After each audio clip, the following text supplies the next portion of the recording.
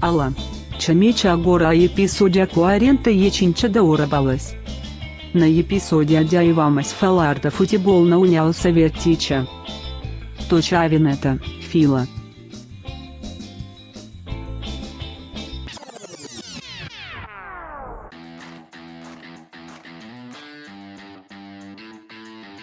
Дякую, Maria! Começa agora o episódio 45 do Hora Bolas, a história do mundo levada na esportiva. Eu sou o Fernando Tancredo Tanque. Minha Zavut, Felipe Lopes, o Filó. Porra, roubou meu me chama aí, caraca, vacilo. Ninguém mandou ser o terceiro em vez do segundo. Vacilo isso. Eu sou Henrique Gonçalves, Bezprovici. Olha, Caraca. hoje o Henrique veio preparado, hein? Sempre, né? Sempre? Acho que não, hein? Faltou só a gente combinar aqui, né? Porque o Filó e o Henrique falaram russo, mas eu tentei ser diferentão e falei ucraniano na abertura do episódio. Дякую. Obrigado em ucraniano. Isso aí, na verdade, foi tudo programado, né? Porque a gente vai falar da união dos países soviéticos, olha aí. Exatamente, tá tudo junto. Justamente. Episódio 45 começando agora e fazendo conexão com o nosso episódio 41, onde a gente também falou da Rússia e dos principais times lá de Moscou, né? E no episódio de hoje a gente fala de União Soviética. Mas antes da gente começar, sempre dá aquela passada nas nossas redes sociais, @horabolaspod, hora com H, pod, POD, no Instagram e no Twitter. E estamos também nas diferentes plataformas de streaming aí que você usa para nos escutar, né? Spotify, Apple Podcast, Google Podcast, Deezer, Cashbox, Amazon Music e YouTube. Beleza, galera? Mas então é isso, né? Como o Henrique já falou aí no começo, hoje a gente fala de União Soviética. A gente vai contar um pouco da história do futebol na União Soviética, né? E uma época muito conturbada ali do leste europeu, e que o futebol não parou, continuou rolando, e de formas até bem interessantes. A gente vai falar aí dos diferentes times da cortina de ferro, dos grandes times e também das principais competições aí daquela época.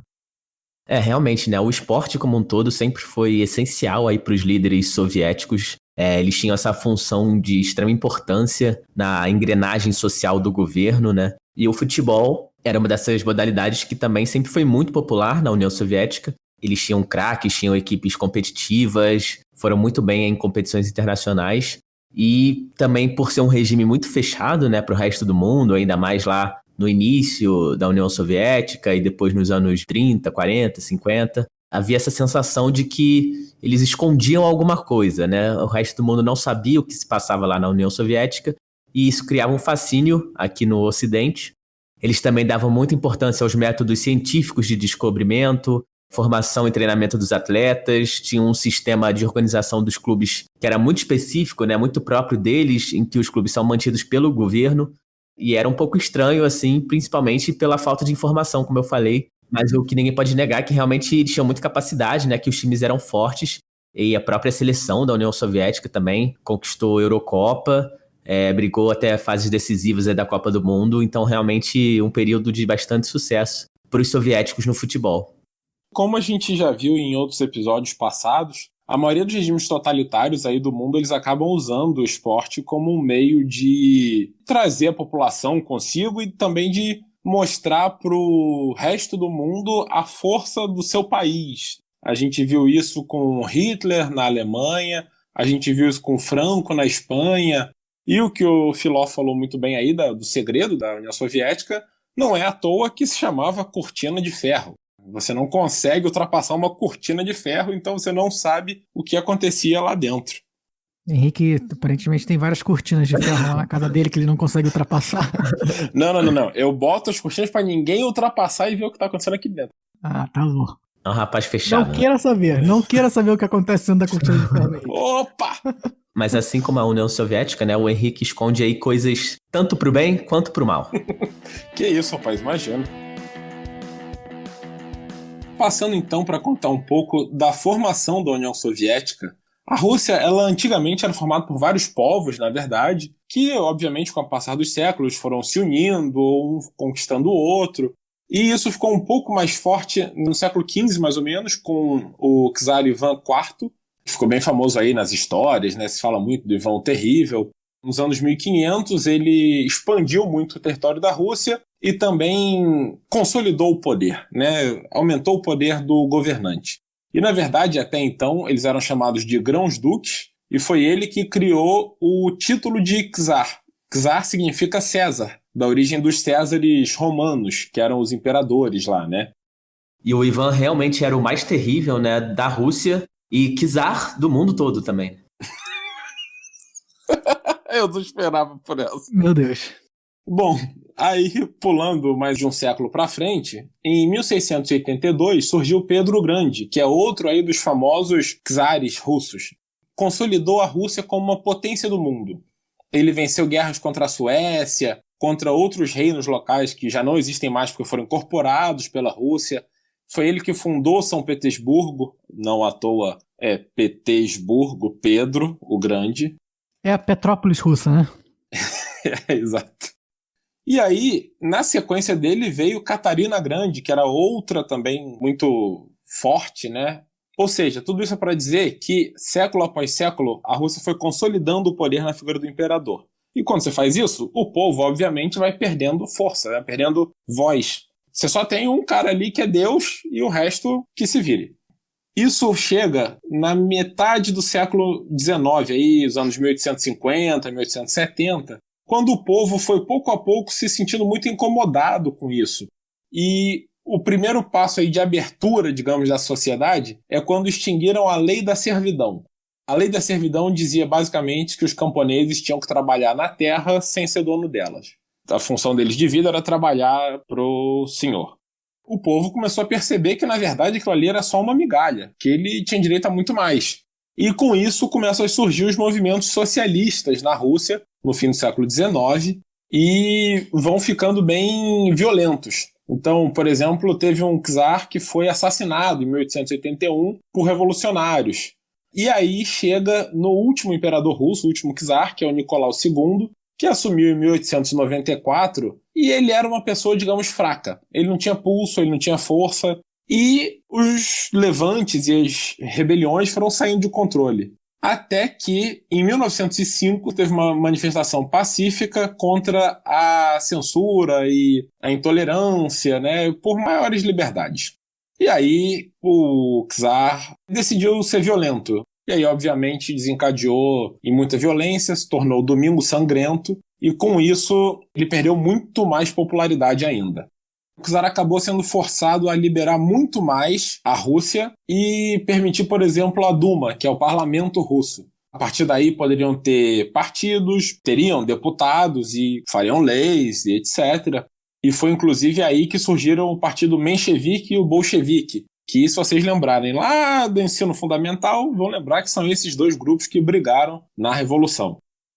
Só que alguém que nasceu e cresceu ouvindo que era o czar que mandava em tudo, não ia aceitar, de repente, ter pessoas do povo controlando a Duma aí, passando leis e fazendo coisas que ele não concordava.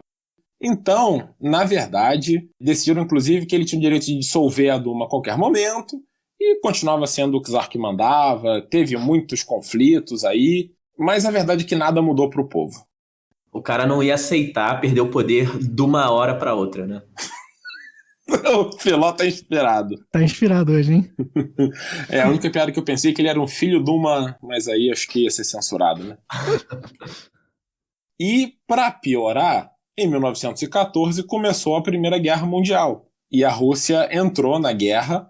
O Império Austro-Húngaro declarou guerra contra a Sérvia. Como a Rússia era aliada da Sérvia, declarou guerra contra o Império Austro-Húngaro. Aí, como a Alemanha era aliada do Império Austro-Húngaro, declarou guerra contra a Rússia também. Enfim, aí desencadeou a Primeira Guerra Mundial. E embora a Rússia estivesse junto da França e da Inglaterra como aliados, geograficamente estava separado, né? A Rússia estava lá no leste, depois vinham todos os inimigos ali, a Alemanha, o Império Austro-Húngaro, a Itália, e do outro lado, lá no oeste da Europa, tinha a França e a Inglaterra. A fronteira da Rússia ali só tinha inimigo, né? E ela estava basicamente, na prática, lutando uma guerra sozinha, enquanto do outro lado tinha outra guerra acontecendo. Embora a Rússia fosse uma potência na época, muito forte até militarmente, a guerra é sempre muito cara, tem custos muito altos. tanto financeiro como perdas de pessoas, né, de população. E aí, depois de 3 anos de guerra, embora a Rússia tivesse quase que destruído já o Império Austro-Húngaro, na verdade a população estava cada vez mais insatisfeita.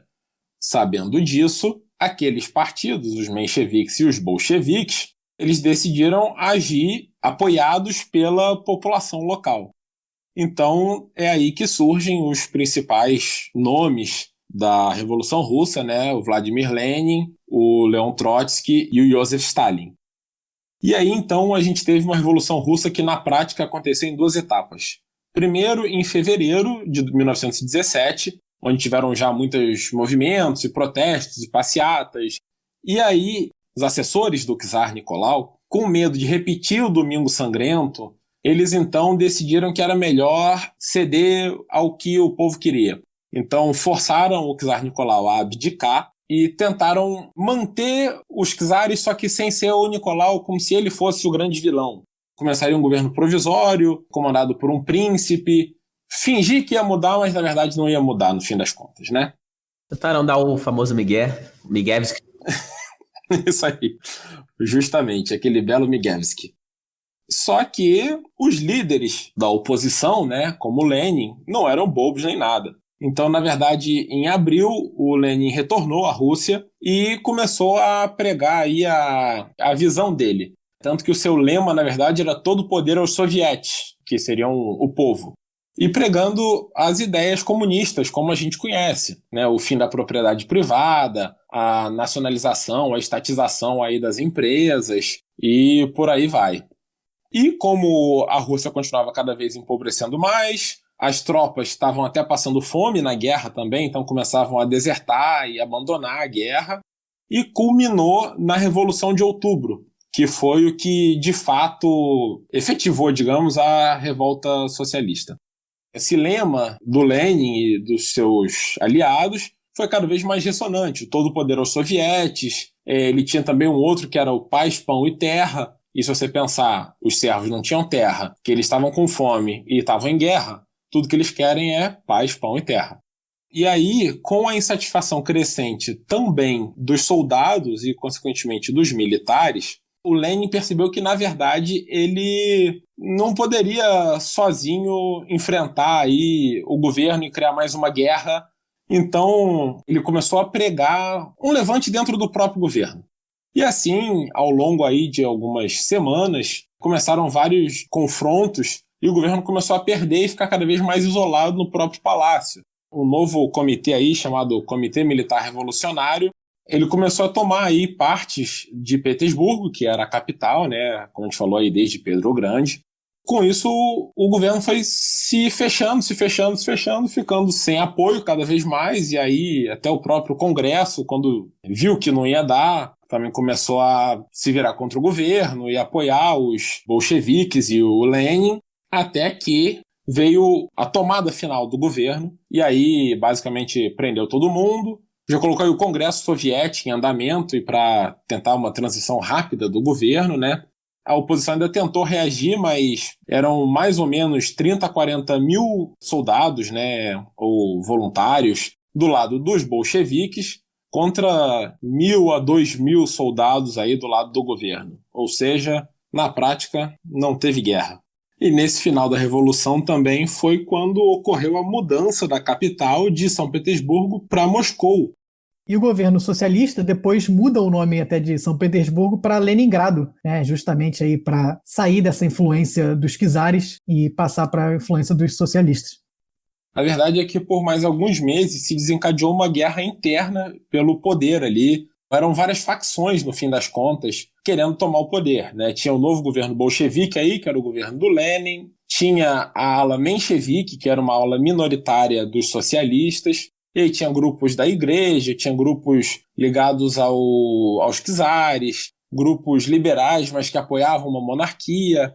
Na prática, o que aconteceu é que, em janeiro de 1918, teve uma dissolução do Congresso, e aí, basicamente, a Rússia entrou em guerra civil, que foi a guerra conhecida como a guerra entre o Exército Vermelho e o Exército Branco. Né? O Exército Vermelho era o exército bolchevique, o exército do Lenin, enquanto o exército branco era o exército czarista, aí, o exército do antigo governo. E essa guerra, na verdade, ela vai durar 5 anos. Estima-se que só entre essa guerra e a fome que abateu durante a guerra tiveram 5 milhões de mortos, ou seja, a paz que o povo queria, né, durante a Primeira Guerra Mundial não ocorreu, até que em 30 de dezembro de 1922, ou seja, 5 anos depois do início dessa revolução, foi formada a União das Repúblicas Socialistas Soviéticas, com o Lenin aí como o grande líder. Só que Lenin morreu em 1924 e aí tem a próxima briga, que é a briga entre Stalin e Trotsky, que depois vai resultar na era Stalin, né, que consolidou a União Soviética no mundo. Mas isso aí já também passa do propósito do nosso podcast de hoje. Independentemente aí da sua visão sobre o regime socialista da União Soviética, né, a Revolução Bolchevique aí de 1917 foi talvez aí o maior marco na história dos últimos 200 anos, né? Acho que desde a Revolução Francesa para cá, essa revolução foi o maior marco que realmente modificou completamente a política do mundo. O mundo entra numa fase completamente nova, né? A gente vai ter a Guerra Fria, vai ter essa divisão aí entre Estados Unidos e União Soviética depois da Segunda Guerra Mundial, mas algo que realmente modelou aí as próximas décadas e só foi voltar ao que era antes no fim da União Soviética mais recentemente, né? Com certeza tem uma importância gigantesca na história do mundo, principalmente aí no século XX. E a gente também já citou um pouco a Revolução Russa aqui, né, no nosso episódio da Guerra da Armênia com o Azerbaijão, que também é uma outra consequência aí dessa revolução que, por isso, é até tão estudada nas escolas, né, por ser realmente essencial para a história da nossa sociedade atual. Afinal, foi ela que implantou aí esse modelo de governo no mundo, né? Socialista, comunista. Então, até hoje, a Revolução Russa influencia o mundo. Bom, então, com a formação aí da União Soviética, a gente passa aqui para o futebol e para como se organizou, né, esse esporte lá no início da União Soviética, considerando aí a Rússia como o principal polo e líder do governo. Como o Henrique contou, a União Soviética foi criada em 1922, e isso também tem muita conexão com o que a gente citou lá sobre os times de Moscou no nosso episódio 41, com a criação dos times de Moscou, né? Praticamente todos eles foram criados em 1922, com exceção do CSKA, que já era o time do exército, e justamente por causa dessa Revolução Russa, né, do fim da Revolução e da criação da União Soviética, e por causa disso, né, as grandes frentes do governo, como as indústrias, o exército, a polícia, criaram os seus times respectivos, seguindo justamente esse modelo socialista e comunista, em que o próprio governo está muito ligado às instituições esportivas e interfere diretamente aí no comando dos seus clubes de futebol também. E aí, dos anos de 1923 a 1935, não tinha um campeonato nacional criado, e enquanto isso, os clubes jogavam entre si, né, competições menores, que eram separadas ali por cidades, por regiões, e não tinha uma unificação geral da União Soviética por enquanto. Até as próprias repúblicas soviéticas, né, também tinham seus campeonatos diferentes. Então a Rússia tinha seu campeonato, a Ucrânia, etc.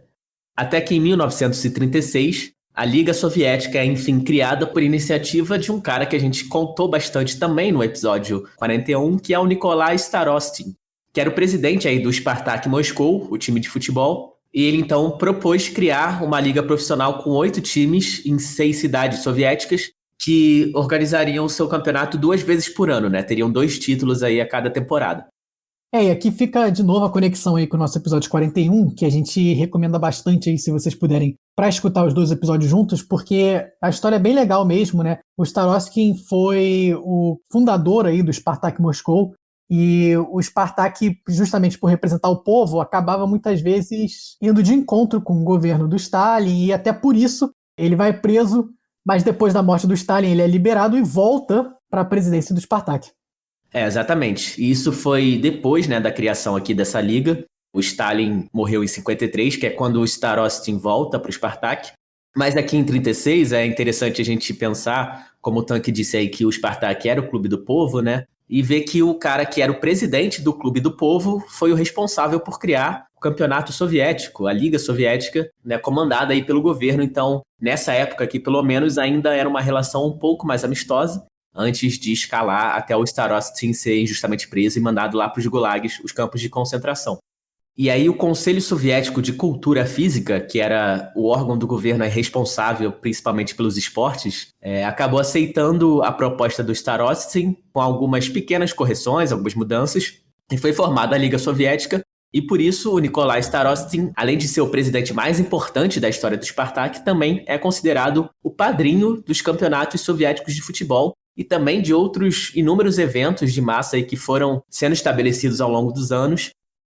Só é importante fazer aqui a distinção que o Departamento de Cultura Física não é o Departamento de Fisiculturismo, né? E nem de fisiculturismo, né? Que aí também é outra coisa.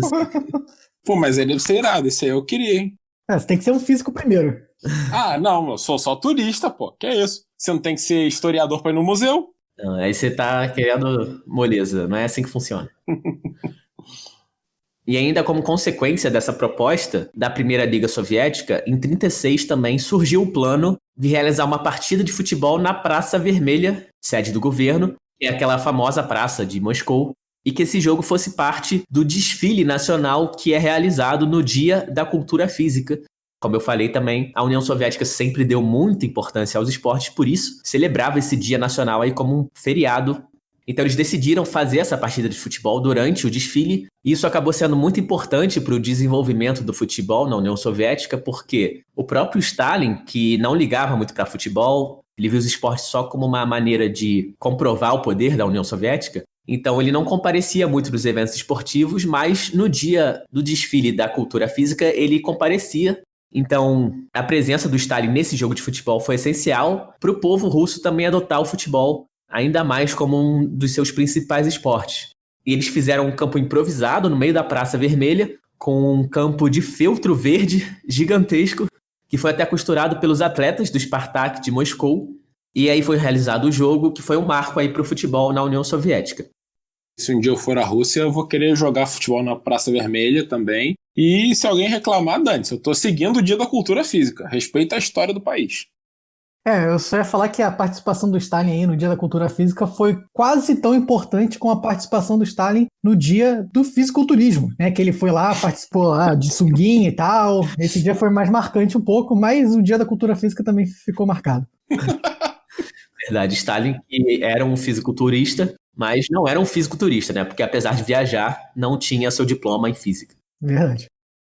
E o primeiro vencedor do Campeonato Soviético em 1936 foi o Dinamo Moscou, que é um time que a gente também falou bastante lá no episódio 41 e que a gente vai falar mais um pouquinho mais pra frente aqui no episódio.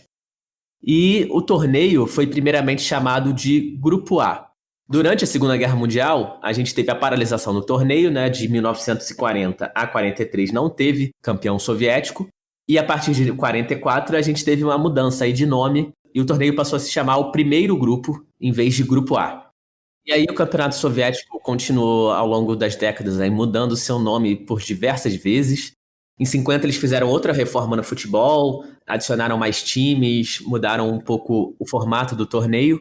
E em vez de primeiro grupo, ele passou a se chamar Classe A. São nomes realmente um pouco estranhos e nada diferenciados, né? Primeiro grupo, Grupo A, Classe A, é tudo a mesma coisa. Depois, ao longo dos anos, a liga foi aumentando o número de participantes. A partir da década de 70, ela solidificou aí sua estrutura com 16 times principais. E foi também na década de 70 que o torneio, né, chamado de Classe A, cresceu e passou a ter 3 divisões, sendo que a primeira era conhecida como Grupo Alto, né, como se fosse a maior divisão, que seria a primeira divisão russa.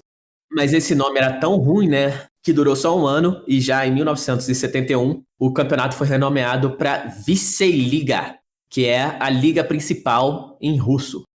Ou seja, a conclusão que eu tiro disso aí é que depois de 50 anos eles não conseguiram criar um nome decente, né? Tá com menos criatividade que eu pra criar apelido. Suja falando do mal lavado, né? Mas é por isso mesmo. Eu reconheço a incompetência da criatividade deles. Até eu tenho mais. E aí, até o fim da União Soviética, essa Vissei Liga ficou bem solidificada nesse formato, com 16 times, primeira, segunda e terceira divisão, até 1991, que foi a última vez que o Campeonato Soviético foi realizado, né, antes da dissolução da União Soviética. E nesse último ano de 1991, o campeão foi o CSKA Moscou. Ao longo de todas essas décadas aí que existiu a Liga Soviética, Muitas vezes a visão do Ocidente em relação a esse torneio era que era uma liga exclusivamente russa. Pela Rússia ser a principal república aí da União Soviética, por ter muitos times do país, muitos times de Moscou, que também eram a maioria dos times mais fortes ao longo de todos esses anos. Mas isso não é necessariamente verdade, né? A gente vê que tinham muitas outras repúblicas da União Soviética que tinham seus times representados na primeira divisão. E, no geral, os times mais fortes do torneio ao longo de todas essas fases foram o Dinamo de Kiev, que era da Ucrânia, o Spartak Moscou, da Rússia, e o Dinamo Moscou, também da Rússia. Fora esses, a gente também tinha outros times muito populares, como o próprio CSKA Moscou, o UFC Ararat e Yerevan, que é um time lá da Armênia, né, que a gente também falou bastante sobre a Armênia no nosso episódio 35. Tinha também o UFC Dinamo Tbilisi, que é um time da capital da Geórgia, o Rostov, também da Rússia, o Zenit, que é o time que é atualmente de São Petersburgo, né, mas na época, durante muitos anos, foi de Leningrado, também na Rússia, e outros times da Ucrânia, como o Shakhtar Donetsk e o Dnipro.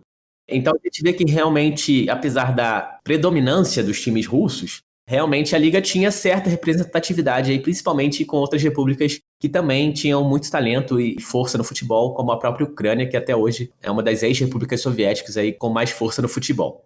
E para complementar isso que o Filó está falando, os únicos times da União Soviética a ganharem campeonatos europeus não vieram da Rússia. O Dinamo Kiev é bicampeão da nossa gloriosa Copa dos Campeões de Copa. A nossa Cocopa. A Cocopa. E o Dinamo Tbilisi também chegou a ganhar a Copa dos Campeões de Copa, a Recopa Europeia. Com certeza. E a gente também falou que o CSKA Moscou tem um título da Liga Europa, mas esse título só veio aí já depois, né, da dissolução da União Soviética, então realmente mostra um pouco da força das outras repúblicas. E esse campeonato soviético, até por todo o investimento do governo nos esportes e no próprio futebol, como eu disse, a seleção soviética foi uma seleção muito forte durante essas décadas, o campeonato era visto como um dos principais campeonatos nacionais da Europa. Ele chegou a ser ranqueado como segundo na UEFA, nas temporadas de 1988 e 1989. E além dos títulos aí do Dinamo de Kiev e do Dinamo Tbilisi, que o Tanque citou, o próprio Dinamo Moscou também chegou em final de campeonato europeu, mas não conseguiu ganhar. E depois do fim da União Soviética, né, o campeonato russo atual é considerado como o principal sucessor desse campeonato soviético, até pela Rússia ser considerada, né, o principal estado sucessor da própria União Soviética.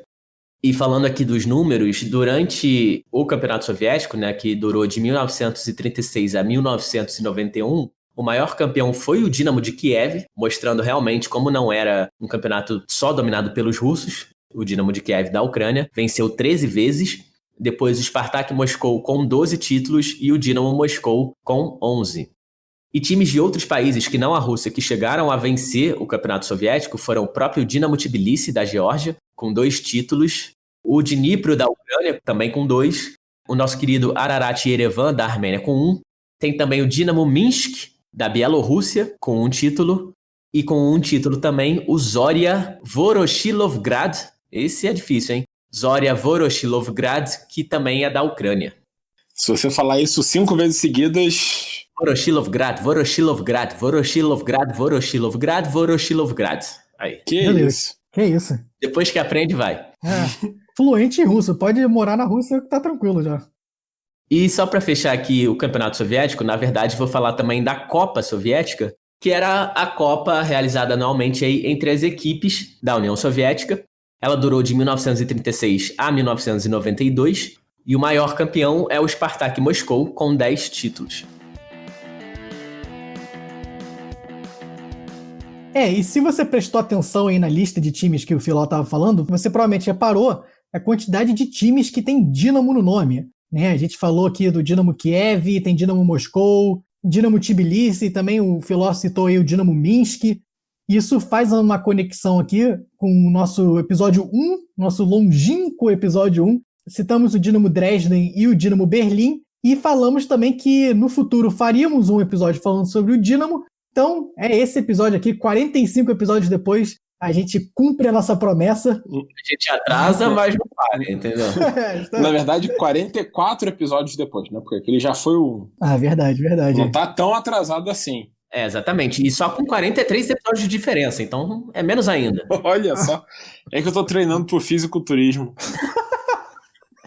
Tá certo. A gente falou que não pode ser só turista, ele resolveu começar a treinar já agora, entendeu? Exatamente. Mas então esse programa dos Dínamos, na verdade, foi uma sociedade esportiva Dínamo, que foi criada aí na União Soviética, justamente com a ideia de promover aí, né, a educação física, o esporte. Por isso que a gente está falando aqui da União Soviética se utilizar muito do esporte para fazer essa propaganda do comunismo, né? A Sociedade Esportiva Dínamo era também uma forma de você gerar esses grandes atletas aí para poder disputar as competições internacionais e tudo isso. Então foram criadas diferentes filiais, né, dessa Sociedade Esportiva Dínamo em diferentes cidades na União Soviética, não só as capitais, na verdade tinha aí até cidades pequenas poderiam ter uma filial aí dos Dínamos. E os Dínamos, na verdade, tinham muito mais esporte do que só o futebol. Você tinha hóquei, basquete, vôlei, handebol, você podia também ter atletismo, era realmente para incentivar os esportes em geral.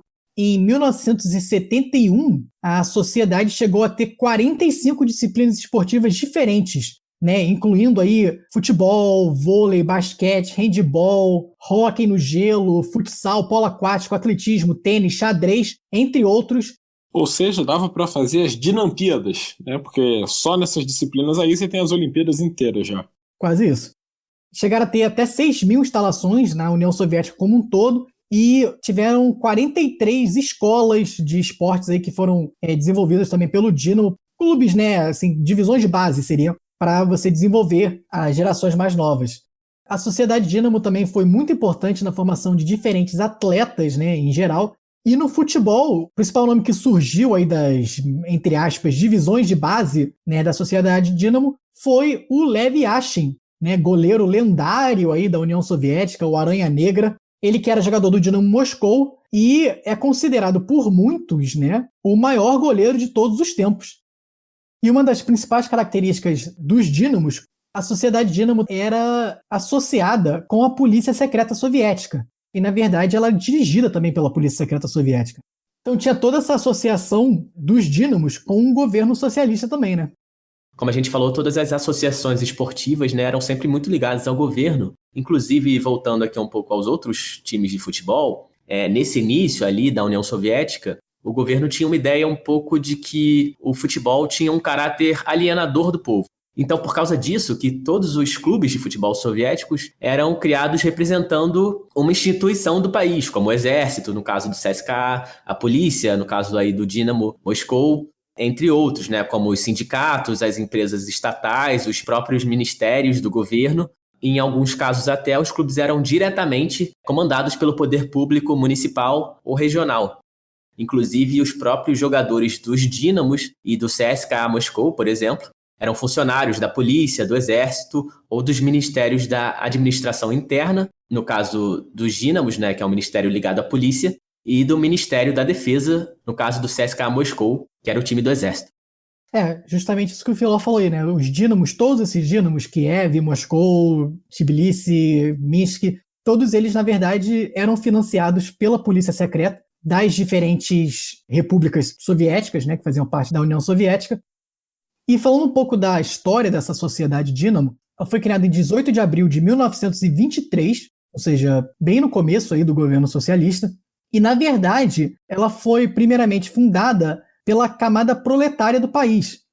Com o fechamento aí da União Soviética nos anos que seguiram, aí eventualmente o Dínamo se associou com a polícia secreta e virou essa forma do governo de criar um sistema universal, né, de educação física e esportiva em toda a União Soviética. E é até interessante a gente pensar no nome Dínamo, que não é uma palavra russa. Esse nome, na verdade, vem do grego, é uma união de duas palavras do grego, dynamis, que significa poder, e motio, que significa movimento, né? Então, a ideia é que justamente isso, é o poder em movimento, né? Não necessariamente o poder do governo, mas o poder da pessoa, né? Do esporte, tudo isso. E aí essa ideia desse sistema universal esportivo cresceu bem rápido lá na União Soviética. Em 1926, 3 anos depois, foi criado o símbolo dos dínamos, que é esse D estilizado, né, em azul claro, né, num fundo branco, que até a gente pode botar o símbolo de alguns dínamos aí do mundo no nosso Instagram, e vocês vão ver que todos eles meio que seguem essa regra aí do D azul com fundo branco. E já em 1929, ou seja, apenas 6 anos depois da fundação dessa Sociedade dos Dínamos, já haviam sedes em mais de 200 cidades soviéticas, né? Mostrando aí de novo como deu certo essa ideia dos dínamos. Além deles quererem incentivar a prática dos esportes, também tinha toda a questão do desenvolvimento de atletas, né? Então, uma outra coisa que ficou muito marcada aí na história dos dínamos era a medicina esportiva. As diferentes organizações dínamos também investiam muito na medicina esportiva e isso entra um pouco numa questão bem controversa aí dos esportes na União Soviética e até hoje em dia na Rússia mesmo, né, que é a questão do doping. Né, isso era uma coisa que depois aí da queda da União Soviética começou a vazar muita coisa sobre como o doping era meio institucionalizado na União Soviética, tudo isso. E essa sociedade dos dínamos era uma das principais formas que isso acontecia, né? Tinha muito investimento para você descobrir novos compostos, novas coisas que você possa usar nos atletas para você desenvolver cada vez mais esses atletas de ponta, que aí sim iriam brigar nas competições internacionais e tudo isso. Doping na Rússia que a gente vê, então, que se prolonga até hoje, né? E tanto que a Rússia sofre sanções quanto às Olimpíadas, né? Tanto de verão como de inverno. Tanto é que, ao que tudo indica, nas Olimpíadas de Tóquio, o país Rússia não vai competir. Os atletas que forem vão pela bandeira olímpica, né? Porque a Rússia está banida como um país dos Jogos porque o doping continua. O que me lembra, inclusive, de uma dica de entretenimento da semana. É o documentário Icarus, que até venceu o Oscar de melhor documentário, da Netflix, e fala exatamente do escândalo de doping de poucos anos atrás aí da Rússia, né? Mas, apesar dessa questão do doping, a Sociedade Dínamo formou muitos e muitos atletas, foi muito importante para o crescimento do esporte na União Soviética. E em 2023, né, daqui a 2 anos, vai completar 100 anos a fundação da Sociedade Dínamo, um marco aí também importante na história do esporte. Então, para fechar aqui o nosso episódio, eu queria aproveitar para falar dos principais dínamos do mundo. O maior deles, eu acho que todo mundo concorda aqui, é o Dínamo de Kiev, da Ucrânia. O Dínamo Kiev foi fundado em 1927, fez parte dessa expansão inicial aí dos dínamos, né? Como o Filó falou muito bem, foi o maior campeão da União Soviética, com 13 títulos, e chegou também a ser bicampeão, né, da Copa dos Campeões de Copa, como a gente também já comentou, né, o que é hoje a Liga Europa, em 1975 e em 1986. Ou seja, ele foi bicampeão da Copa? É isso. E até nessa edição aí de 75, o Dínamo de Kiev depois foi enfrentar o Bayern de Munique na Supercopa da Europa, né? Que é aí o campeão, que hoje é a Liga Europa, contra o campeão do que é hoje a Liga dos Campeões. E o Dínamo de Kiev venceu o Bayern de Munique nos 2 jogos, 3-0 no agregado. Então, aí mostrando também a força do Dínamo de Kiev. E mesmo depois aí do fim do bloco soviético, continuou sendo um time muito forte na Ucrânia. E talvez seja até o Dínamo que sobreviveu melhor aí ao fim da União Soviética. E o Dínamo de Kiev é até hoje o maior campeão da Ucrânia com 15 títulos, apesar do Shakhtar Donetsk que agora está chegando perto. Pois é, né? Quando um time chamado Dínamo ganha aí títulos em diversos anos seguidos, é uma verdadeira dinastia. Meu Deus. O Filó estava melhor no começo do episódio, hein? Eu tô impressionado que ele tá do começo ao fim mandando os horas bolas murchas direto. O segundo maior dínamo aí no futebol é o Dínamo de Moscou, que é o Dínamo original, foi o berço aí da Sociedade Esportiva Dínamo. Teve bastante sucesso no futebol, mas também teve muito sucesso nos outros esportes, né? Marcou realmente época. E é o terceiro maior campeão da União Soviética, com 11 títulos. Outros dínamos de destaque aqui, alguns já foram citados. O Dínamo Tbilisi, da Geórgia, que é o maior time da Geórgia até hoje, né? Chegou a ser campeão da União Soviética também, como a gente já falou. O Dínamo Minsk, da Bielorrússia ou Belarus, também foi campeão aí da União Soviética em 82, e que hoje, na verdade, é o segundo maior campeão da Bielorrússia, ficando atrás do Bate Borisov, que é um outro time que vira e mexe, aparece aí na Champions, para quem acompanha. O problema é que eles são muito violentos, né? Bate muito esse time. Mas eles contam com a torcida do Batman, né? Meu Deus!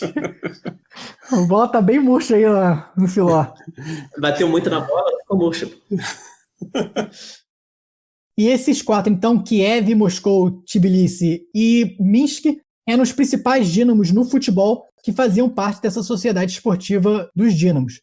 Curiosamente, os dínamos da Alemanha Oriental, né, que a gente falou no nosso episódio 1, o Dínamo Dresden e o Dínamo Berlim, eles, na verdade, não faziam parte da mesma sociedade dínamo dos outros times soviéticos. A Alemanha Oriental instituiu sua própria sociedade esportiva, chamada Dínamo, separada da sociedade esportiva Dínamo da União Soviética, né? Era uma organização mais dinâmica aí, né, na Alemanha Oriental. Meu Deus. Não, e exatamente por isso que esses dínamos alemães jogavam o campeonato da Alemanha Oriental e não a Liga Soviética. E uma outra curiosidade aqui sobre outros dínamos famosos aí no mundo é o caso do Dínamo Bucareste e do Dínamo Zagreb. O Dínamo Bucareste é da Romênia e o Dínamo Zagreb da Croácia, mas esses times, apesar do nome, na verdade não tinham nenhuma ligação com nenhuma sociedade dínamo. Eles só tinham esse nome em homenagem à sociedade dínamo, né? Então, no caso da Romênia, por exemplo, a Romênia nunca fez parte efetivamente da União Soviética, mas ela foi invadida pelo exército soviético de 1944 a 1958. E durante esse tempo, o governo romeno, né, se alinhou aí com o governo da União Soviética e alguns times que já existiam lá em Bucareste acabaram se unindo e fundando um novo time, e aí pegaram esse nome Dínamo justamente por influência aí da invasão do exército soviético, né? Em Zagreb aconteceu algo similar, de certa forma. Zagreb, na Croácia, fazia parte da antiga Iugoslávia, e também houve aí a fusão de alguns times lá de Zagreb. Na hora de bolar um nome novo, teve aí essa homenagem, né, essa ligação com os ideais dos dínamos, e por isso o nome Dínamo Zagreb. Que é também similar ao caso do nosso querido Houston Dynamos, né? Lá dos Estados Unidos Soviéticos da América, em homenagem aí aos dínamos da União Soviética. Com certeza. Piada boa é aquela que se repete no episódio 1 e no episódio 45. É pra ver se quem tá ouvindo tá atento e vai reconhecer, né? Fazer aquela associação ali com a piada de muito tempo atrás. Justamente. Quem quiser ouvir o verdadeiro motivo pelo nome Houston Dynamo, volta lá no episódio 1 que a gente já explicou também. E para fechar o nosso episódio, eu vou citar alguns outros dínamos aí de cidades menores da União Soviética, só para vocês também terem uma ideia da dimensão que era esse programa, né? Na Rússia, a gente tinha o Dínamo Barnaul, Dínamo Bisk, Dínamo Kirov, o Dínamo Makhachkala, o Dínamo São Petersburgo, Dínamo Stavropol, Dínamo Vologda, Dínamo Rostov, Dínamo Kostroma. Só nome brabo, hein? Essas cidades aí. E, já que você falou brabo, tem também o Dínamo Bryansk, que é o último que eu vou citar aqui da Rússia. Na Ucrânia, a gente tinha o Dínamo Odessa, o Dínamo Khmelnytsk. Aí na Bielorrússia, Dínamo Brest. Na Geórgia, Dínamo Batumi, Dínamo Sukhum. No Cazaquistão, a gente tinha o Dínamo Almaty. Uzbequistão, Dínamo Samarcand. Na Moldávia, Dínamo Alto. No Quirguistão, tinha o Dínamo Bishkek. Na Albânia, a gente tinha o Dínamo Tirana. E na Estônia, para fechar aqui, a gente tinha também o Dínamo Tallinn. Então você vê aí que realmente chegava aí nas cidades mais aleatórias possíveis que você consegue imaginar. Eu não estou aleatoriamente falando nomes difíceis aqui para vocês, não. Esses times realmente existem, tá? Olha, é tanto material para piada que eu acho melhor a gente nem começar a fazer piada com esses nomes aqui, senão o programa vai durar aí 2 horas. Então vamos nos conter e parem o menino Henrique, senão já era. Pois é, eu já estava pronto aqui e ia ter que censurar a parte do programa, né, com as piadas. Mas queria dizer que o Tanque ele tem muito mais criatividade em inventar esses nomes todos aí do que a Rússia tinha para dar nome para a liga dela. É verdade, é verdade. Então com isso a gente aproveita para fechar aqui o nosso episódio pedindo para você seguir o Dínamo Ora Bolas nas redes sociais. A gente está como @orabolaspod, ora com H, pod, POD, no Instagram e no Twitter. E também pedir para você dar aquele subscribe na gente nas diferentes plataformas aí que você usa para nos escutar. Obrigado, Filovski. Obrigado, Henrikovski. É isso aí, pessoal. Obrigado mais uma vez por escutar a gente aqui. E Dashleno Shinidile. Até semana que vem, em ucraniano, em homenagem ao maior campeão soviético, o Dínamo de Kiev. Gastando, hein? Olha só, eu vou ficar devendo o ucraniano porque eu fiquei muito no russo, né, toda a minha vida. Spasiba Tankovic, Spasiba Filovski. E Dobry Dien, caso vocês estejam ouvindo durante a tarde, quando a gente tá gravando, então boa tarde, ou então Dobry Wieczór ou Dobra Jutra. E aí vocês descubram aí o que eu tô falando. Difícil. Só queria dizer que o Henrique tá acumulando episódios sem imitar animal, hein? Só isso que eu queria ressaltar aqui. Não teve animal no episódio. Cobrem ele no Instagram. Cobrem ele no Instagram. Cobra. Meu Deus. Ai, meu Deus. Agradecendo de novo vocês por nos escutar e até Semanovski que vem. Abraço. Brasovski.